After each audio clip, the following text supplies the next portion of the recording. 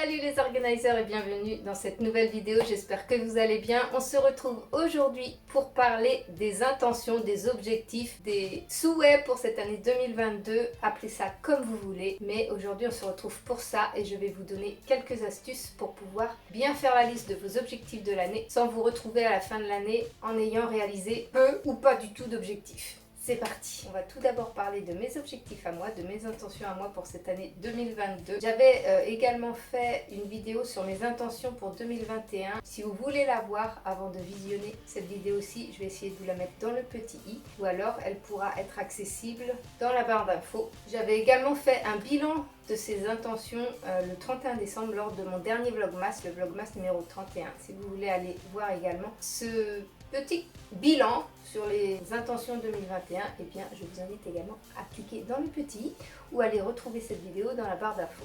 Alors, je pense que je vais énumérer un petit peu en vrac mes intentions pour cette année 2022. J'ai pas envie de mettre de priorité, même si j'ai dû le dire soit dans le vlog ou soit je ne sais plus quand. J'ai dû dire que j'avais une de mes premières intentions, un de mes premiers souhaits, c'était de faire de la publicité pour mon métier physique, on va dire, hein, puisque je reçois des gens en tant que magnétiseuse. Mais j'ai pas envie de me mettre la pression, je vais le faire au ressenti. Et je sais que je fonctionne beaucoup mieux quand je fais les choses au moment où je le sens de les faire. Pas m'obliger à faire quelque chose, mettre une pression en fait qui va gâcher un petit peu et le plaisir et la performance. Donc déjà je me lâche la grappe, ça c'est une première chose.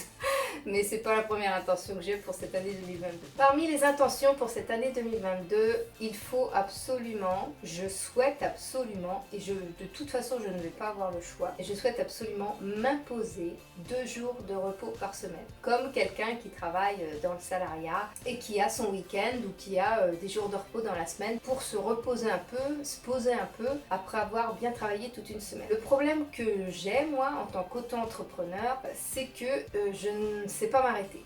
Comme les 2 métiers que je fais me passionnent, je rappelle que je suis d'un côté magnétiseuse chez moi, en fait j'accueille les gens chez moi, et d'un autre côté je suis créatrice de contenu, la chaîne que vous êtes en train de regarder. Et là où j'ai le plus de problèmes, c'est de lâcher prise sur ma chaîne YouTube et tous les réseaux sociaux qui complètent cette chaîne en fait, tout ce qui correspond à Lily Organizer. Je suis tellement passionnée par tout ce que je fais, tout ce contenu que je vous apporte, j'ai tellement envie de faire des tas de choses, j'ai tellement d'idées, je regorge d'idées, je note tout d'ailleurs, toutes mes idées. Mais le problème c'est que j'ai tendance à ne pas faire attention à ma fatigue et à vouloir absolument continuer, même si j'avance à rien parce que clairement je suis fatiguée et qu'il faut que je me repose.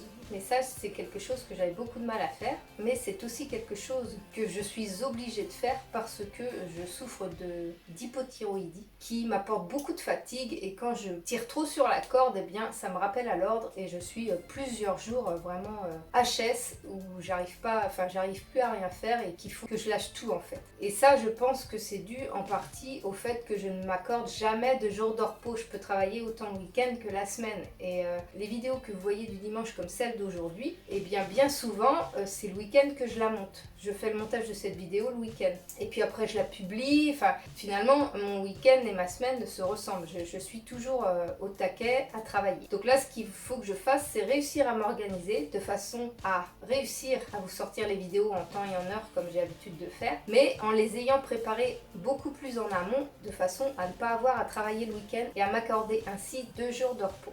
Alors je prendrais, au départ je me disais je prendrais 2 jours de repos dans la semaine ou un jour par-ci, un jour par-là. Le problème c'est que mes enfants sont encore à la maison et que eux le week-end, hormis mon fils aîné qui a travaillé en boulangerie, mais mes 2 plus jeunes ne travaillent pas le week-end et ne sont pas à l'école le week-end en fait. Et finalement moi si je travaille le week-end, je profite pas d'eux. Donc je me suis dit que tant que mes enfants sont encore à la maison, il faut que je choisisse le samedi et le dimanche comme jour de repos pour lâcher prise, me reposer et profiter ainsi de mes enfants. Donc ça c'est la première intention pour cette année 2022, c'est vraiment de m'accorder, de m'obliger à prendre 2 jours de repos par semaine. Une autre intention que j'ai, c'est de reprendre l'habitude de boire au moins 8 verres d'eau par jour. J'ai remarqué les derniers temps, et notamment depuis cet été où j'avais perdu cette habitude, que j'ai arrêté de boire mes 4 verres d'eau que je buvais dès le matin et les 4 autres verres d'eau que je buvais souvent le midi, début d'après-midi. Ce qui m'arrive en ce moment, c'est que je bois un seul verre d'eau le matin pour prendre mon midi médicaments, que des fois je ne bois même pas jusqu'au soir et que je me retrouve le soir après dîner à avoir une grosse soif, vraiment très très soif, et me mettre à boire 2-3 verres d'eau et me retrouver en pleine nuit à être obligée d'aller aux toilettes. Je trouve que c'est le pire réveil nocturne qu'on puisse avoir, c'est d'avoir envie d'aller aux toilettes en pleine nuit. Donc il faut absolument que le soir je peux boire un verre éventuellement pendant le repas, mais après il faut absolument que je ne bois plus si je ne veux pas être embêtée pendant la nuit. Donc il faut absolument que je réinstaure ces 8 verres d'eau entre le matin et le midi et que je reprenne cette habitude, cette très bonne habitude que j'avais pris pendant plus de 6 mois l'année dernière et que j'ai perdu après cet été. Je sais pas ce qui s'est passé, cet été on a changé de rythme, tout ça, et j'ai complètement perdu cette habitude de boire de l'eau alors que ça m'a fait tellement bien, ça me fait tellement de bien de boire de l'eau. Déjà je le vois sur ma peau, elle est beaucoup plus belle quand je bois suffisamment d'eau, j'ai moins de rides, moins la peau qui tombe. La deuxième chose c'est que ça m'évite d'être constipée, puisqu'avec l'hypothyroïdie j'ai tendance à être constipée davantage, donc ça aide pour ça aussi. Et puis même pour le bien-être général du corps. De toute façon, à chaque activité qu'on peut faire, même quand on va chez l'ostéopathe, qu'on fasse du yoga, qu'on fasse du sport, ils nous disent tout le temps qu'il faut boire de l'eau, qu'il faut boire beaucoup d'eau. Et c'est vrai, c'est vraiment quelque chose que souvent on a tendance à négliger et qui est pourtant un des bienfaits qui est le plus bénéfique pour notre corps. Alors une autre intention que j'aimerais planifier pour cette année, c'est de pouvoir m'organiser des vacances de Noël à la montagne, en plein hiver, vacances de Noël oblige, sous la neige, avec les décos de Noël, l'ambiance de Noël, etc. etc. C'est vraiment quelque chose que j'ai très envie de faire, que je regrette presque de ne pas avoir fait avant parce que mon fils aîné travaille maintenant et il est boulanger. Pour ceux qui me suivent, vous le savez. Et le problème des boulangers, c'est que la période de Noël, décembre et janvier, c'est vraiment une période très très très prospère pour eux et une période très intense au niveau du travail. Et donc je rêve depuis longtemps de fêter Noël à la montagne en famille. Et là, je ne l'ai toujours pas fait. Et Bastien travaillant maintenant, eh bien, il y a de grandes chances qu'il ne pourra pas fêter ce Noël avec nous. Donc je suis un peu tiraillée entre le fait que j'ai très envie de fêter ce Noël, que j'ai encore 2 enfants qui peuvent venir avec nous, et puis le fait qu'on ne pourra pas avoir Bastien avec nous.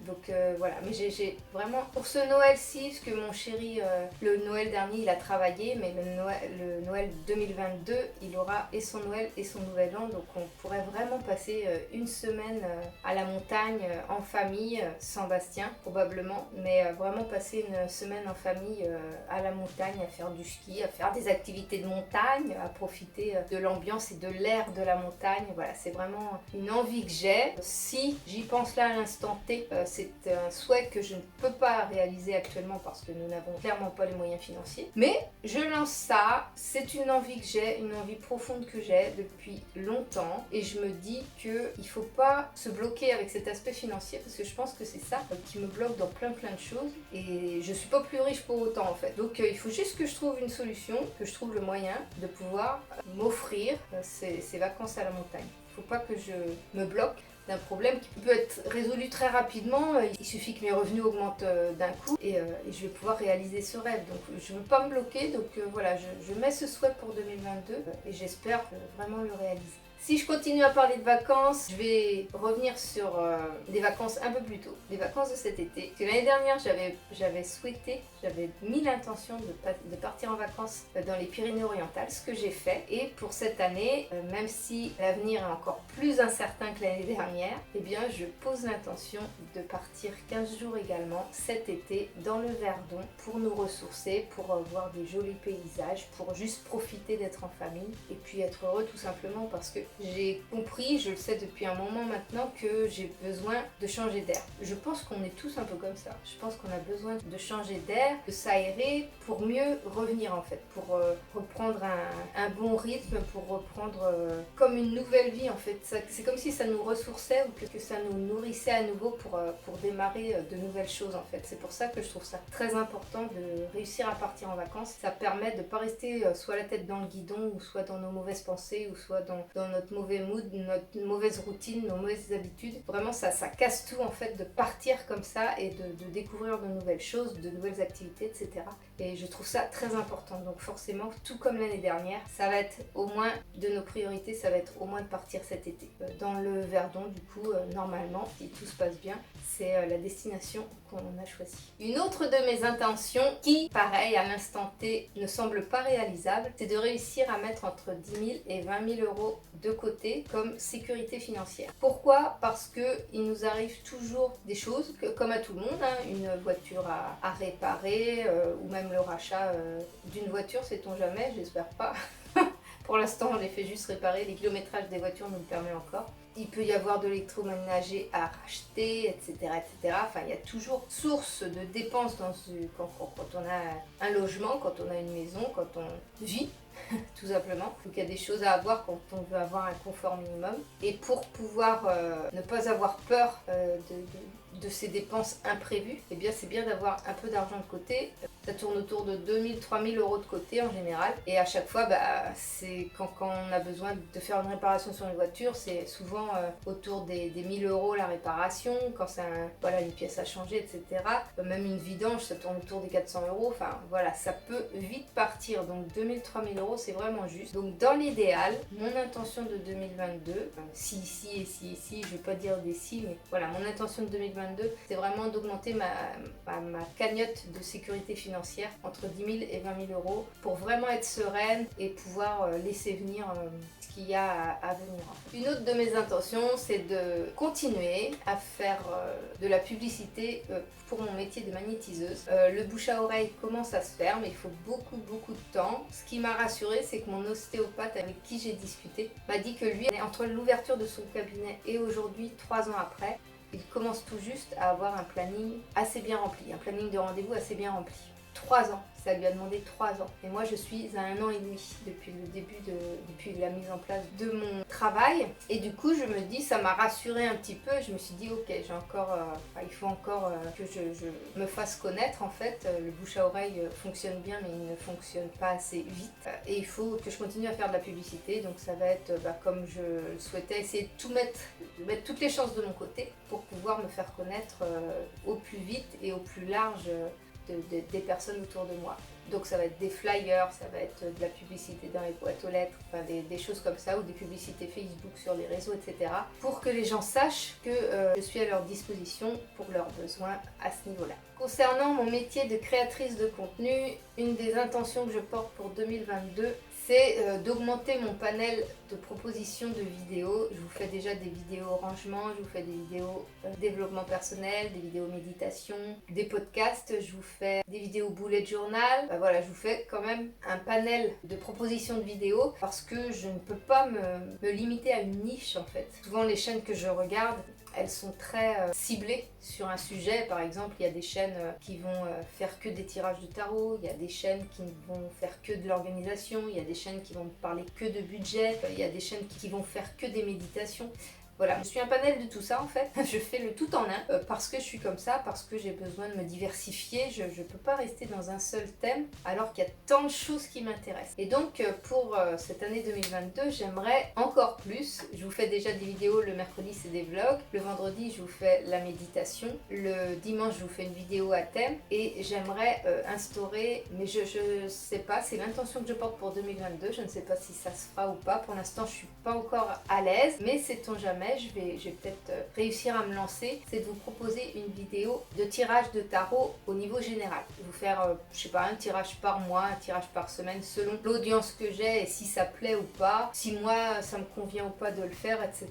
Voilà, j'aimerais bien faire ça parce que déjà, moi personnellement, ça m'aide de faire des tirages comme ça et je me dis, partager un thème général comme ça pourrait être sympa. Une deuxième chose par rapport à ça que j'aimerais faire, c'est de faire un direct par mois sur Instagram avec tirage de tarot et les gens me posent leurs questions en fait. Les gens ont une question, les gens ont une envie pour le mois qui arrive, et bien ils me posent leurs questions. Avec le tirage de tarot, je réponds ce que le tarot nous dit. Donc ça, c'est deux choses que j'aimerais faire par rapport au tarot. Et puis ça permettrait aussi de faire un peu, entre guillemets, ma publicité pour que ceux qui sont intéressés par des tirages de tarot personnalisés puissent avoir le réflexe de me demander via mon site internet s'ils souhaitent un tirage personnalisé ou pas, qui est payant bien sûr. Mais voilà, ça peut ouvrir des portes, sait-on jamais. Et puis comme c'est quelque chose qui me plaît, voilà, je me suis dit que je pourrais offrir des vidéos gratuites et puis peut-être attirer des personnes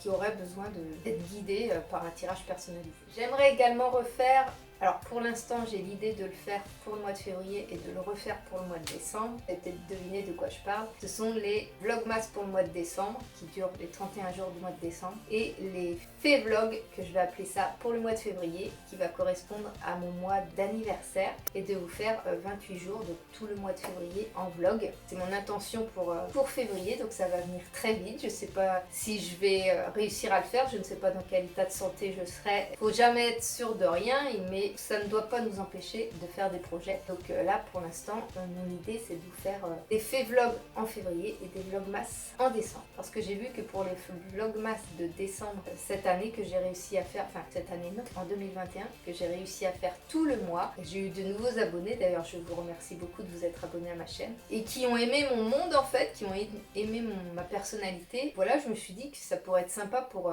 me faire davantage connaître et puis attirer de plus en plus de personnes qui ont envie de faire partie de ma communauté. Donc c'est pour ça que je fais ces défis-là. Et puis au premier rapport, je l'avais fait pour moi. Voilà, c'est juste la cerise sur le gâteau en fait. Et je le fais pour moi parce que les vlogmas au mois de décembre m'ont fait beaucoup de bien. Ça m'a permis de garder un rythme. Ça m'a donné beaucoup de travail, c'est clair. Mais ça m'a fait également beaucoup de bien et même plus de bien que de mal. Donc voilà, j'ai envie de refaire ça en février et en espérant que ça me fasse autant de bien qu'au mois de décembre. Alors une intention que je porte aussi pour 2022, c'est de continuer à développer mon site internet. Là je l'ai mis un petit peu en stand-by. Pas vraiment, mais c'est plutôt que ce site internet, je le complète avec mes vidéos du dimanche. Or, mon site internet, je l'ai officiellement ouvert en novembre et en décembre, j'ai fait mes vlogmas et donc je n'avais pas de contenu tellement intéressant à publier sur un site internet en rapport avec mes vlogmas. Donc, c'est resté un petit peu en stand-by. J'ai pas mis grand-chose sur mon site internet, mais pour 2022, les vidéos du dimanche comme celle-ci vont revenir et je vais pouvoir publier en même temps que la vidéo du dimanche un article qui concernera cette vidéo mais qui sera un écrit en fait et puis avec des idées supplémentaires. Les vidéos c'est un support qui permet de discuter directement et le site internet ça permet d'avoir un écrit qui permet de revenir sur des idées, sur des propositions, sur différentes choses et c'est un support écrit qui peut être très intéressant quand vous voulez travailler sur un sujet quelconque. Donc là par rapport à cette vidéo d'aujourd'hui où je vous pose mes intentions à moi, je vais vous dire en fin de vidéo comment poser les vôtres et vous pourrez retrouver un petit peu ce support là à l'écrit sur mon site internet. C'est comme ça que je veux fonctionner et que je veux développer ce site internet au plus grand nombre. Donc n'hésitez pas si vous êtes intéressé, si vous aimez bien les sites internet, à aller visiter le mien déjà et puis voir s'il peut vous convenir ou pas. Alors vous voyez que par rapport à mon métier de créatrice de contenu, j'ai beaucoup d'ambition encore une fois, qu'il va falloir que je modère de façon à avoir mes 2 jours de repos dans la semaine, etc. Il va falloir vraiment que je m'organise et que je gère ma fatigue, que j'arrive à maîtriser ma fatigue. Mais voilà, c'est des intentions quand même qui se recoupent entre elles et qui sont faites pour pouvoir mener cette année avec des choses que j'ai envie de faire. En fait, si je démarre l'année en disant je sais pas ce que je peux faire cette année, tu finis presque par ne rien faire parce que t'as rien prévu, tu sais pas quoi faire, t'as rien prévu.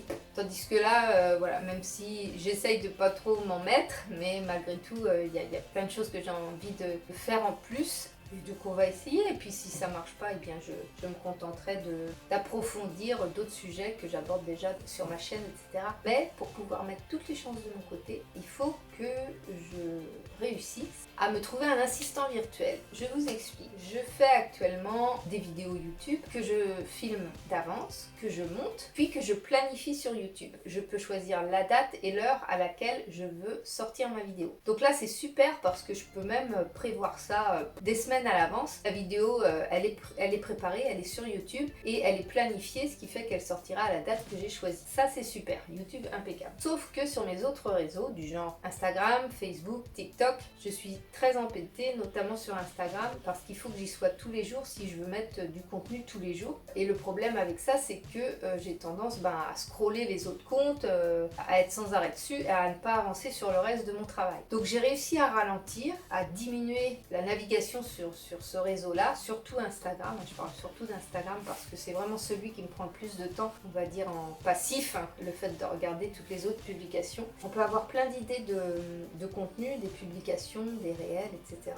On peut avoir plein d'idées. Mais au moment où on veut les publier, soit il y a des jours où on a envie d'en publier 10 dans la journée parce qu'on a plein d'idées ce jour-là, et puis il y a d'autres jours, on n'a aucune idée, on ne sait pas quoi mettre, on ne sait pas quoi mettre comme photo, on ne sait pas quoi mettre comme contenu de publication, etc. Je me suis dit ce qui serait bien, et je me disais, ceux qui ont beaucoup d'abonnés, c'est bizarre, j'ai l'impression que leurs publications, elles sont planifiées d'avance. Et du coup, je me suis renseignée, effectivement, il y a une application, même 2 applications qui existent et qui permettent de planifier d'avance toutes les publications, surtout les publications, les photos avec le texte en dessous. Ça peut être planifié par un autre logiciel en fixant une date de publication comme c'est fait pour YouTube. Donc j'ai pas encore approfondi le sujet, mais c'est quelque chose que j'aimerais faire pour 2022, de planifier davantage toutes mes publications, etc.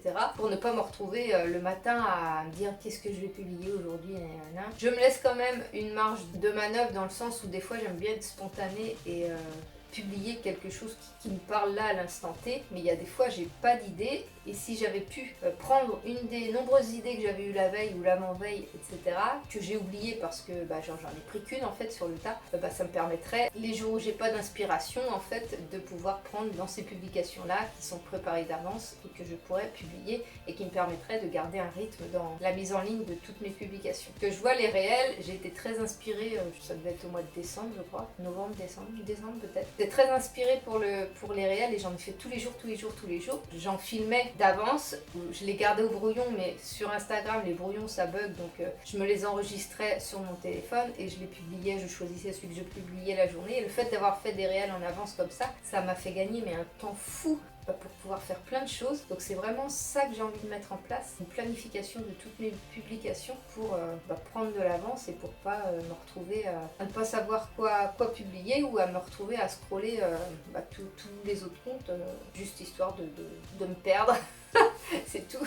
Et enfin, la dernière intention que je porte pour cette année 2022, c'est au niveau formation. Je vous ai parlé, je crois que c'est dans un vlog, je vous ai parlé de mon souhait de me former à l'hypnose. Avec mes dons de magnétiseuse, j'ai jamais été formée pour être magnétiseuse, hein, c'est des dons que j'ai naturellement depuis que je suis toute jeune. Ça c'était facile puisque c'est inné, on va dire, c'est vraiment en moi. Mais les personnes que j'ai reçues, j'ai remarqué qu'il y en avait beaucoup par rapport, je pense, à la conjoncture actuelle. Les personnes étaient très anxieuses, très stressées, qu'elles se provoquaient des maux physiques à cause de maux mentaux, on va dire. Le stress, l'anxiété, ça peut provoquer vraiment des maux physiques. Il y a des fois on se dit tiens, pourquoi est-ce que j'ai eu une éruption de plaques rouges sur la peau, etc.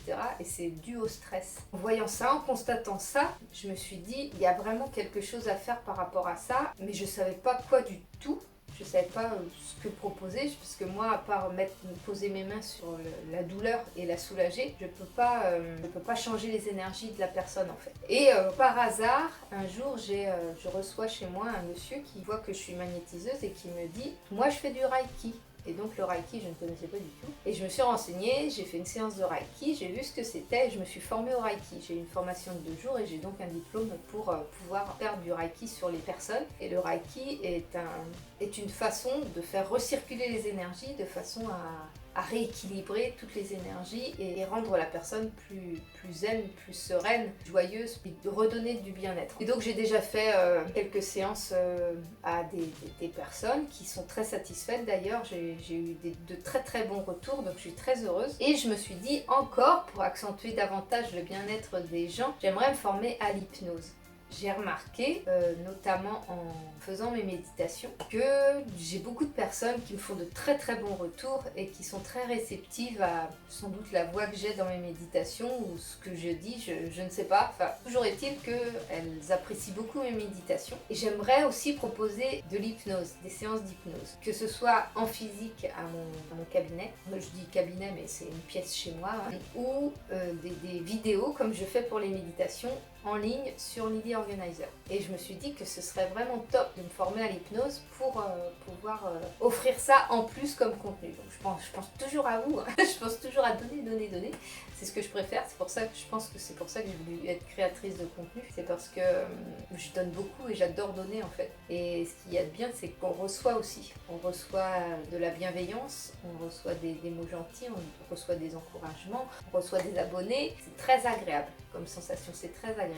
Et du coup, voilà, j'avais envie de me former à l'hypnose pour vous offrir ça en plus. J'ai un compte formation que je n'ai jamais utilisé qui me permet, qui me donne un certain montant, 1800 €, je crois que j'ai le droit à la formation, 1600 ou 1800, bref. Et la formation en hypnose que je souhaitais faire vaut 5000 €, parce qu'elle est complète, elle fait tous les sujets d'hypnose qu'on peut aborder. Et je me focalisais là-dessus et je dis ah bah oui mais c'est celle-là que je veux et comment la financer et je vais demander à droite à gauche les organismes etc. Bon, résultat des courses, je ne peux pas avoir le financement complet de ma formation. Du coup, je me suis dit pourquoi est-ce que tu focalises seulement sur cette formation à 5000 €? Ok, elle est complète, tu vas tout savoir de l'hypnose de A à Z, ça va être formidable, mais tu n'as pas les moyens de te l'offrir cette formation. Mais par contre, grâce à ce compte formation, tu peux t'offrir une partie de cette formation d'hypnose. Donc c'est ce que je souhaite faire pour cette année 2022, c'est de me former à l'hypnose avec ce que j'ai, avec le budget que j'ai en compte formation,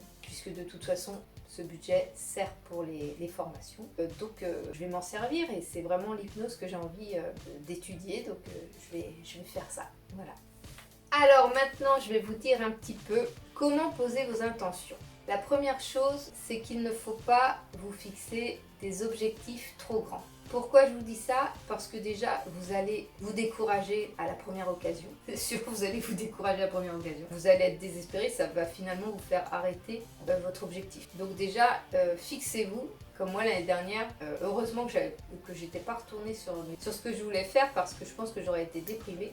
Et j'avais dit que je voulais atteindre 10 000 abonnés. Je suis aujourd'hui à un peu plus de 3 000 abonnés, donc je n'ai pas atteint cet objectif. Mais je me disais, en mettant la barre très haut, enfin très haut, je pense que j'aurais pu les avoir, les 10 000 abonnés. Je pense que si j'avais été dans une niche et que j'avais...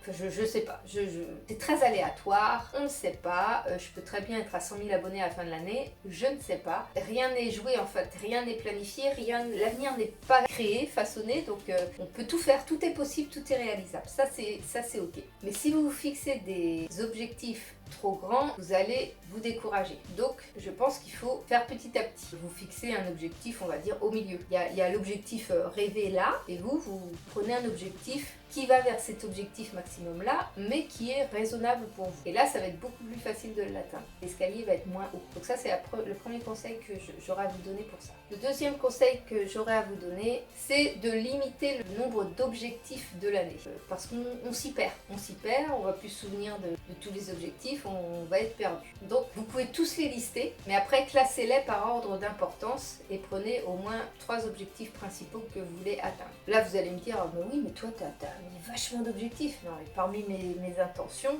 il y en a des toutes petites intentions du genre boire les 8 verres d'eau par jour ou me consacrer 2 jours pour me reposer. Je pense que c'est des petits objectifs. Donc à partir de là, je peux en mettre un peu plus quand même.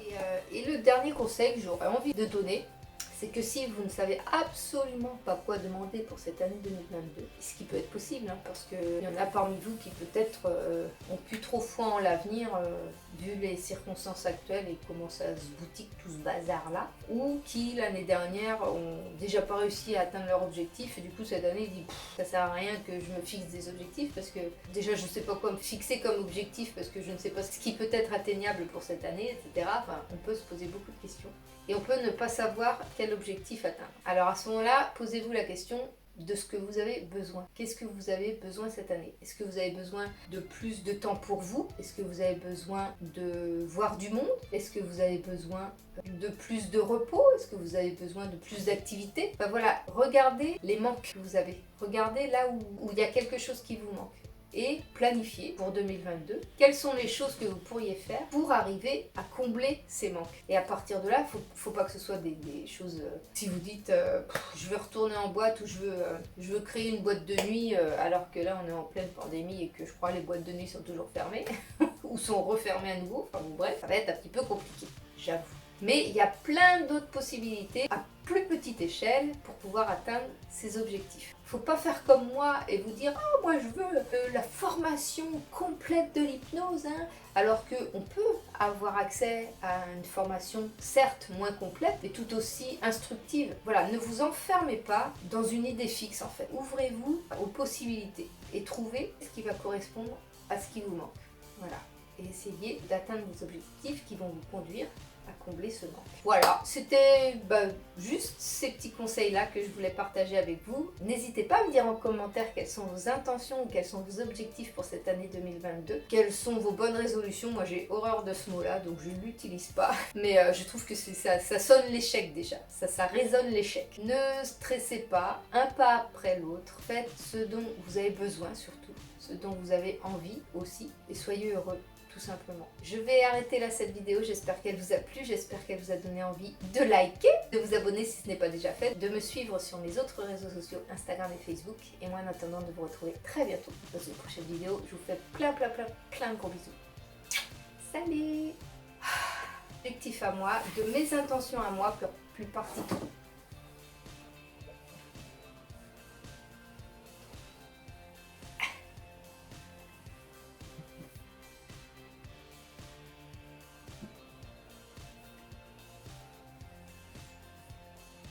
On va tout d'abord parler de mes objectifs à moi, de mes intentions à moi pour celle-là. On va d'abord parler de...